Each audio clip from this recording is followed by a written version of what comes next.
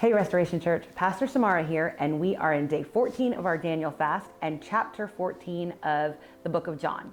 And this is a particularly interesting chapter because this is where Jesus talks about and promises the Holy Spirit, that the Holy Spirit will come and live inside of us and be our advocate and be our counselor.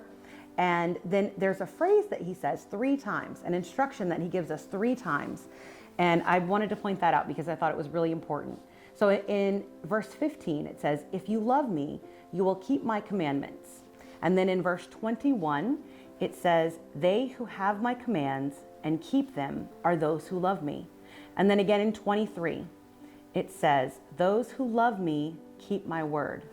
So over and over again, he says in less than 8 verses that if you love me, you will obey me, right? And I feel like as parents, we feel that way, right? If our kids, if they disobey, if we ask them to do something and they don't do it, right, we get upset. We almost get a little hurt, right? Because we want them to honor what we say. We ask them to do something and we want them to do it. We're not asking them to do it out of, to harm them or for any sort of nefarious thing. We're doing it because we know that things need to be done and they need to learn. And so that's what we're there to do, is help guide them. And very similarly, the Holy Spirit is within us to help guide us. And again, he says 3 times, "If you love me, you will obey me." So actions speak louder than words. So if you love the Lord, you will obey him. And not just the top 10, right? Not just the top 10 commandments, but the commandments that he gives each of us individually, right? Because he's called you to do something. He's asked you to do something.